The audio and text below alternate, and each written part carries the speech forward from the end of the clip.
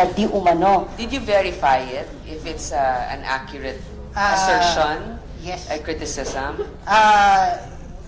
We had the quote from the assemblyman, and then there are photos also of, I Who don't provided you with the photos? the photos were from her blog. From where? From her blog. Madam Chair, hindi po photos po yun, video po yun. Hindi ko po alam kung ano yung sinasabi niyong sources dyan, So hindi the po kayo video, accurate. the video was of her in the mosque, Yes, ma'am. taking a video of herself. Ma'am, again, the story was not about her video, but about the comment on her video by the assemblyman. Pero Madam Chair, hindi po yun ang ibinalita nila. They assumed that I was taking a selfie. At pinakita niyo pa na nagsiselfie ako na parang pinalalabas na sa mosque. Maganda po, papakita po natin yung video at mapapahiya po kayo sa sinasabi ninyo. So ang sinasabi mo, Asek Mocha, nandun ka, you were documenting what the mosque, the situation in the mosque. I was documenting the president po kasi tuwing pumupunta po siya ng Marawi, binivideo ko po.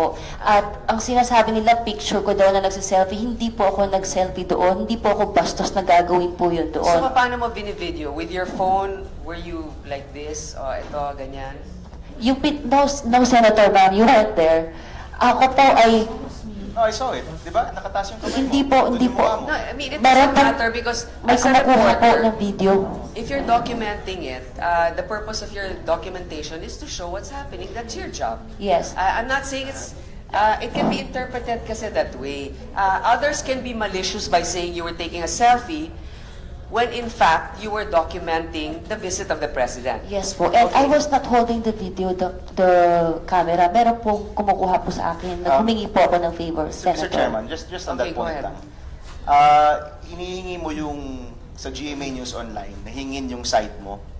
Sa dinami-daming mga blog mo tungkol sa amin dito, may isang beses ba na humingi ka ng site namin? Hindi, ako nagsabi noon, kung ako nagtanong sa GMA News. Yeah. I'd like So, to Asik emphasize Mocha- because the journalists, ang mga journalists, pag mayroong isang balita na makakasama sa isang tao, dapat kukunin mo yung kabilang site. That's right. Pag Asik- hindi mo kinuha yung kabilang site, ang totoo niyan, hindi ka dapat, That's right.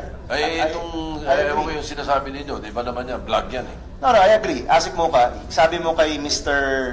I'm sorry, what is your name? Tordesillas. Tordesillas, hiningi mo ba yung site ko?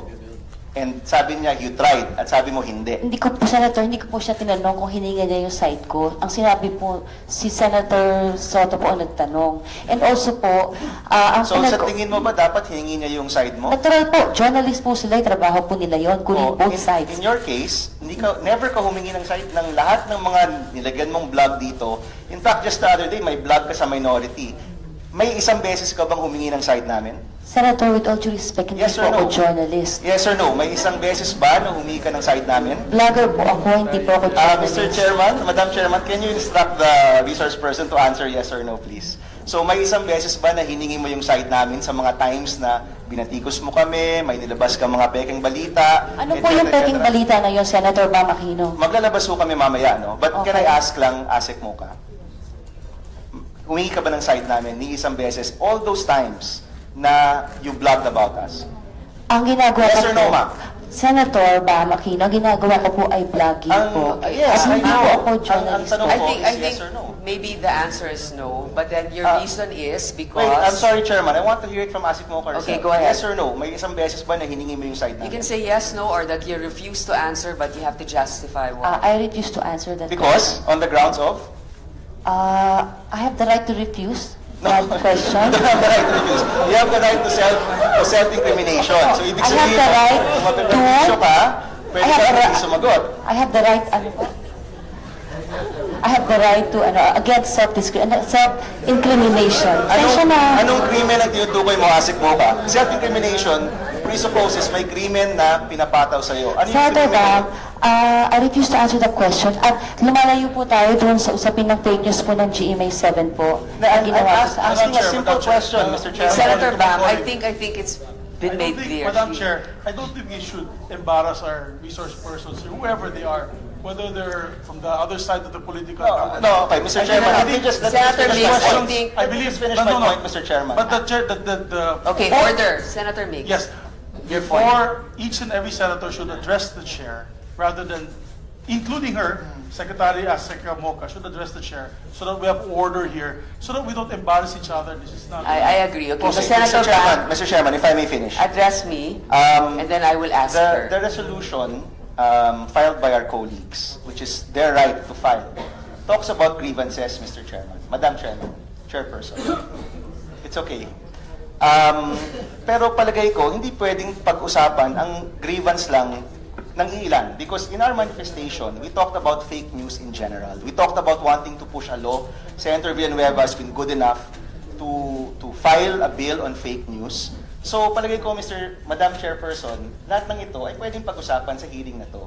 Hindi lang naman yung iisang resolusyon. Now, my question is, and it's a very simple question, sa mga panahon na nag-blog si Asik Moka, tungkol sa minority, tungkol sa oposisyon, tungkol sa aming lahat dito, a very simple question, yes or no lang po, hiningan ba niya kami ng side? In the same way na yun yung hinihingi niya mula sa GMA News Online.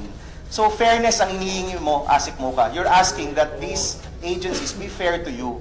So ang sinasabi ko lang, hinihingi mo yung fairness, pwede bang bigyan mo rin kami ng fairness? So ang tanong ko po, Madam Chairperson, which you may ask her, and which I insist that she answers, humingi ba siya ng side ng mga oposisyon? Humingi ba siya ng side ng minority? Asek mo, ganito lang, konting ano lang, payo ukol dito. Hindi naman incriminating yan kahit sagutin mo kasi it doesn't imply a crime. It might be, others can probably say that it's a incompetence or negligence or opinionated blogging, but you can answer it. Madam Chair, I would like to apologize for my reaction kanina. Dapat po pala kayo lagi ang ina-address. First time ko po kasing maka-attend ng Senate hearing. At medyo malungkot po ako dahil wala po dito si Senator Trillanes. Una-una po sir, karapatan po ng vlogger yon sa kanyang opinion, Madam Chair, Chairperson. kung gusto po niyang hingin niyang side ng isang tao, opinion-based po ang vlogging. Unlike po sa mainstream media, meron po silang obligasyon po bago nila i-report po yung fake news na ginawa So, po you nila. said, Eggo, do you employ the services of Asek Moka as a blogger for PCOO? Yeah, that's right. Thank you, Madam Chair. Number one, I'm not her employer. And like her, like all of us here, we serve at the pleasure of the President. Okay, so who defines your official duties and functions? Her official duties and functions. Yes, all of you. Sabi mo, you're not her employer, but you must know, or she must be answerable to you. You're the USEC. So, blogger ba siya? Kasi kung ganon, Alright. She's Assistant Secretary for Social Media. And okay, ma'am, to answer you, I was a journalist for more than 2 decades. All right, so I'm now with government, and that's where the problem lies. Na po. That's what I was talking about earlier today. That yung blogging, especially now na nandito kami sa government, problema namin dito, have we lost our right under Article 3, Section 4 of the Constitution, the right to speak, to express our opinions? yes, you have. If you speak officially on a government side, you have. Unless you clarify that it's your personal Yes. opinion, but you should not use the government portal. Yes. Now, I just want to make it clear. So, GMA, hindi niyo daw nabigyan si Ms. Moka ng tanong, ng pagkakataon na sumagot, no? Pero ito rin, yung sinabi ni Mr. Nieto dito, kaya nga natin, di ba? Yes, ma'am. Kaya nga ito, legislation, yung right of reply. Mukhang ngayon, baka nakikita natin yung pangangailangan nito para pag may nasiraan o may gustong sumagot, dapat bigyan ng pagkakataon. So, ganito na lang. Kasi ayoko nag-iimbento ka ng sagot dahil mukhang hindi mo alam yung clear definition ng mga trabaho ninyo. Bago pa lang kayo. I'd say bago, 1 year and a half. Submit ninyo sa akin yung job description ng bawat isa sa inyo. Sabihin kay Secretary Martin para alam. Kasi that's my committee, public info. And you're a government agency. Your liabilities are different than a common blogger or a private individual. So now, Robbie, and then Madam Chair. ABS, sino nagsalita? Madam Okay. Chair. Madam Chair, just very briefly, dahil nabanggit nyo rin si Sec Andanar. And to the point we are discussing now, noong August 12 po sa Philippine Star, sinabi ni Sec Andanar, bloggers have to follow journalists' code of ethics. So, straight from the horse's mouth, Madam Chair. Salamat po. O sige, so isubmit ninyo uli yan with your signatures as 1 minute, employees of the Chairman. PCO. Yes, ASEC Banaag. 1 minute, Chairperson. Yes, ma'am. That is the opinion of Secretary Andanar, but it is not yet a policy. And of course, it is not a policy of PCO, ma'am. That is his opinion, yes. Yes. But isn't he the Honorable secretary, the Senators. overall secretary for PCOO? Yes, ma'am. So Yes. when he uttered it, that is his opinion, but he has not Yet directed put- it to be a policy yet. In writing, not yet in writing, ma'am. And it But is don't not you yet. agree that that's actually quite It is. important? It is very important, ma'am. We do So agree. you personally, you agree that you should have that, right? Yes, ma'am. So let's make it a policy soon. Yes, ma'am. So And that we will. this And guy, of course- Kokoy Tayo, should get our side first before he's saying we refuse to sign. Di ba? And of course, ma'am, if I may comment on ASEC Moca's status in our office, as reiterated a while ago, ASEC Moca's blog is personal to her. When Senator Trillanes filed a case against ASEC Moca, it was not the PCOO, and she will always be liable to whatever contents her post would have. So you're saying that she can be held accountable for her personal views. Yes, ma'am. So now you have to probably make a clear Disclaimer, distinction kasi yes, nga you carry the term ASEC. So, Yes, ma'am. pero yun ba yun? Nasa PCOO blog? Nasa PCOO No, ma'am. site ba It is yun? not in the PCOO blog. But did She you has carry it? yes, Did you ma'am. It's a carry it? person. No, ma'am. It's a personal blog by ASEC Moca. But were and you it is linked? not- No, to that? ma'am. No. No, ma'am. Okay, I just Madam, wanted to Madam clarify. Chair, Madam Chair, siguro for clarification na lang, since we're all government officials, we are bound by RA 6713, and under Section 4, nakasulat doon na we cannot use the excuse of doing things in her capacity as a private individual. So parang malinaw na at this point in time, as a Quezon, hindi mo na pwedeng ihiwalay yung pagiging vlogger mo sa pagiging ASEC mo. So I guess, di ba, para malinaw na talaga, baka it's high time for you to decide kung gusto mo maging vlogger o kung gusto mo maging ASEC. Thank you, Mr. Chair. Okay, let us proceed now with, do you want Thank to respond? Yes, Madam Chair. Yung pagbablogging ko po, I think I am just exercising my right to freedom of expression, freedom of speech, at lahat naman po tayo ay may kalayaang ipahayag ang ating mga sarili. And also, gusto ko lang pong linawin na si Attorney Trixie Cruz Angeles ay hindi po, she doesn't handle my social media accounts. Kasi po ito yung kumakalat ngayon sa Twitter. So wala pong kinalaman si Attorney Trixie Cruz Angeles sa mga sa aking social media account. Thank you, Madam Chair. Siguro din, dahil napaka-epektibo ni ASEC Moca, alam ko, umpisa pa lang, noon naman, you're very transparent, you've been a supporter of the President, perhaps she will also be more effective as, I don't know, like a PDB Laban blogger or somebody like, because it's political I mean, whether we admit it or not, it will be viewed as something political, or unless you just report straight policy without comments. Okay, so this is a thin line that we really need to tread carefully and be very cautious. Robbie, baka you have something to add to this. Maraming salamat po. Maiksi lang naman. I don't have a prepared statement. Honestly, my agenda here was really just to listen.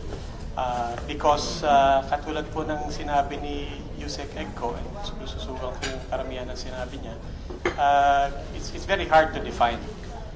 And I agree with that premise, that it starts with that we don't really know, nobody really, maybe we know, we have ideas, but one thing that I think is obvious at this point in this hearing is that nobody really agrees on one definition. I'd also like to start off on what you said, Madam Chair, that in giving us this time to speak, that mainstream media has been unfairly criticized as well. I just want to start on the premise, and I think I speak for all my colleagues. No, it's not unfair. Pinasok namin itong industriyang to araw-araw, oras-oras, and now with social media, minute by minute, we know we are fair game. So with everybody who has criticisms on any of us, today I think I speak for everyone. That's fair game. Tanggap namin yan. I mean, we wouldn't be here if we didn't accept that as part of reality. Nonetheless, in that spirit, I do say that we try our best. We're not perfect. We have lapses. We have apologized many times. I speak for myself. I've apologized on social media many times in public. Pag talagang mali kami at nagkulang, and so on. But moving on to the issue at hand, which is trying to legislate against fake news.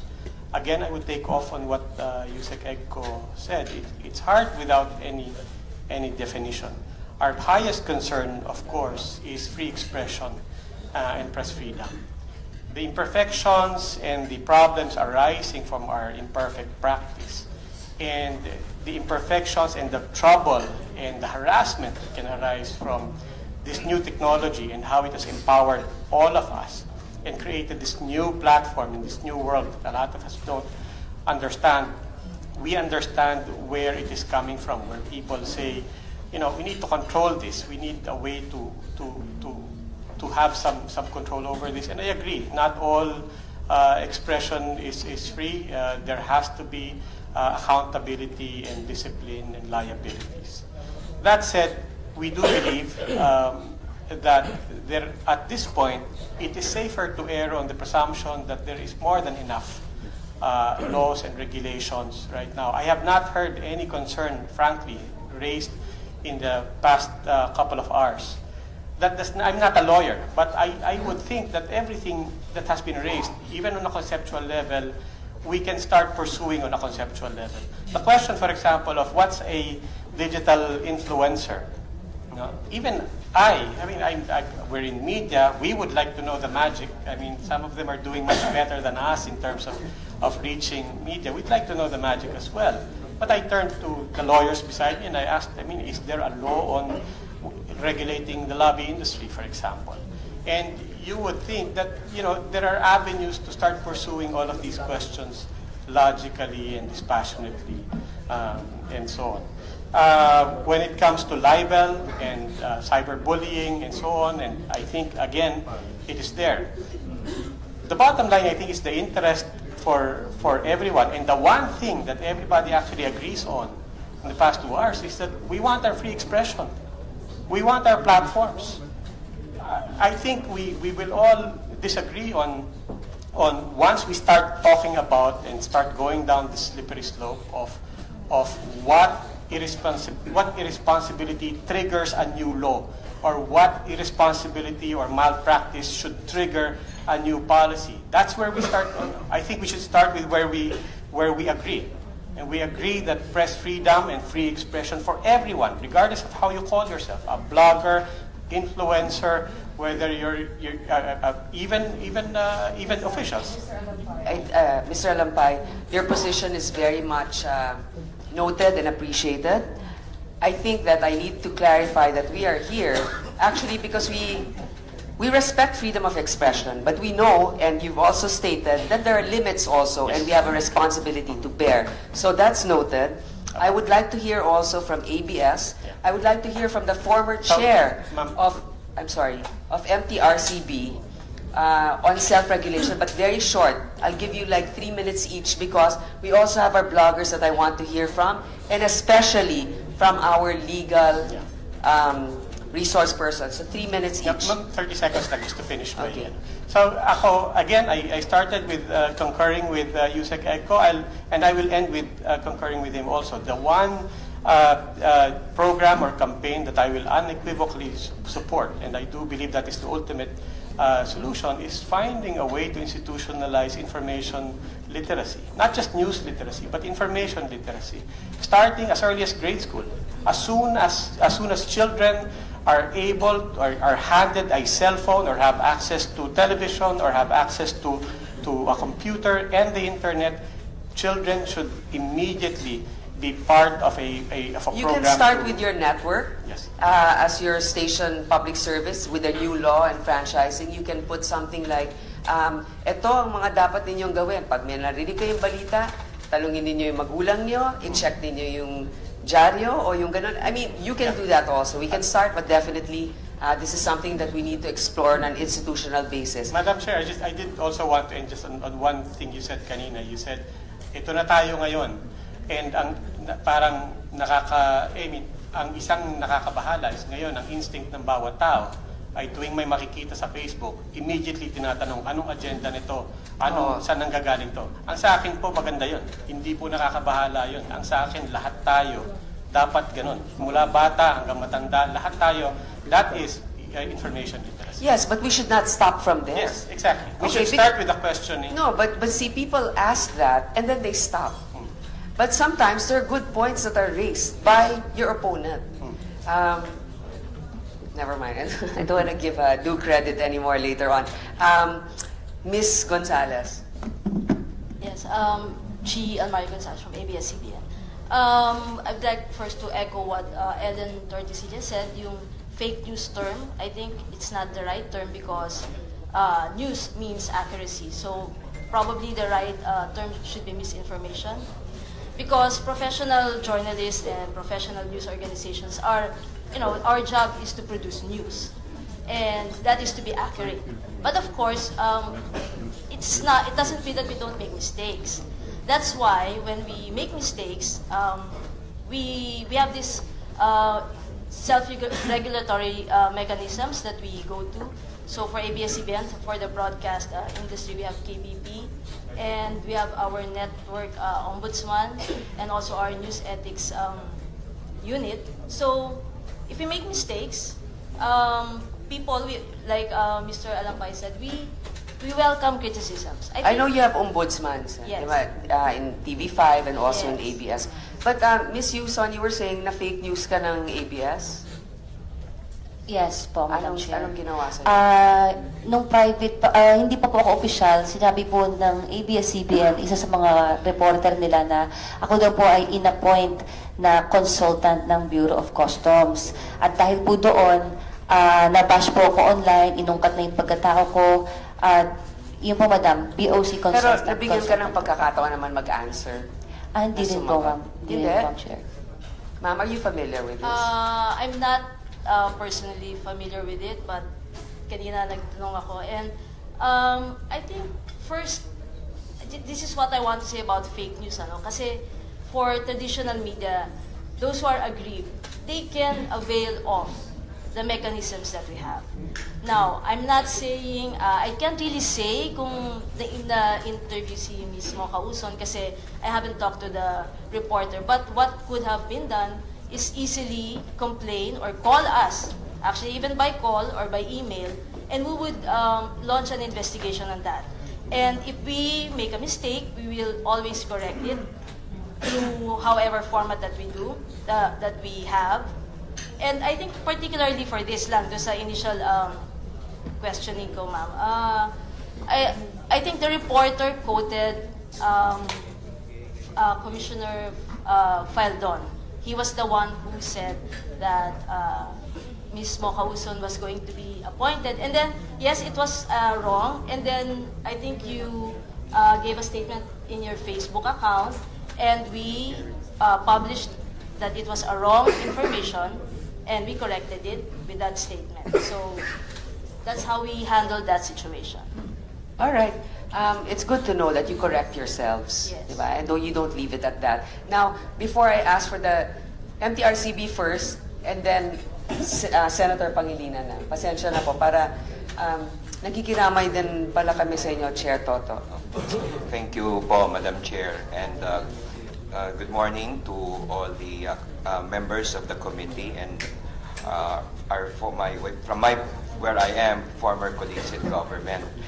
Well, looking at the, most especially, Senate Bill 1492, I think, Madam Chair, my recommendation there would be to integrate really a system of self-regulation. where there would be empowerment measures given to those who are engaged, both to engage in the handling and dissemination of information. As a law professor, I agree with Senator Drilon, what he mentioned. We already have definitions as to what false information is. I believe that it is not healthy or productive to find a definition of fake news, but what to do with information. That would be what you call in criminal law as the gravamen of the offense. And with this, my recommendation is for the bill to include not only include malicious distribution, but distribution itself, because another aspect is that do we have one who has a blog, one who has any outlet via social media, do they have any vetting system as to whenever they receive information? For instance, you make a conclusion, you make a judgment with respect to the actuations of a government official, or let us say the life of a person, then sometimes there's a degree of competence. Who are your sources? If you will say this person is sick of a certain disease, did you consult the New England Journal of Medicine, for instance? Because everybody has the right as well as duty to honor and bear witness to the truth. Kung ang basic po dito ay how to handle the truth. So I agree, Madam Chair, that there should be a vetting system, and then as a matter of addressing any question as to equal protection of the laws, the norms for journalists should equally apply to those who handle, circulate information. Because after all, those in social media, they call themselves media. I have other things to say, but I would just follow the norm indicated by the Madam Chairperson to just speak on the matter of self-regulation and having a vetting system at this time. And thank you for being a proponent of self-regulation. Yes. This is very important, but as you said, we should correct ourselves, but there should be a vetting process before we post information on our blogs. Okay, so thank you, Chair Toto. I would like now to continue before we ask Professor Hilbay and also Dean Lavinia, and then Mr. Mabanta and Mr. Nieto will have Senator Pangilinan. Thank you, Madam Chairperson. I think Dean Tony and Prof. Lorin might be able to answer some of the questions that I'll be raising on in terms of legal expertise on the matter of laws that we are possibly going to craft on addressing these matters. The data that we have is that 97% of Filipinos on the net are actually on Facebook. And only 3% are not on Facebook. So that's number one. Number two, the data that we also have is that Facebook actually is the biggest carrier of fake news. And they earn from it. Because of the shares, the number of... So I just wanted that clarified. I guess, Dean Tony, please answer so that we place it on record. In fact, when I'm asked later on, that's where the regulation should be, and globally, that's what's happening. You do not go after the blogger, you do not go after the individual. The traditional news outlets already have ways of going after them, but it's the disseminators that are earning a lot of money here and not really caring about whether it's true or not and gets hurt or not. It's just a business proposition for them that you can do. So the global tendency is actually to do that. Some harder than others. China, very hard. Germany, movement towards very strong financial measures, sanctions for those things. Yeah, could you share the Germany experience? Well, they haven't passed the laws yet because they just had the elections, but the proposal actually is where there's criminal content, Facebook, Twitter, and all, they have to remove it within 24 hours. For not criminal content, but fake news, and that can be, they have to do it in like 2 or 3 days, right? Okay, So how is that not? it doesn't disseminate. How is that not violative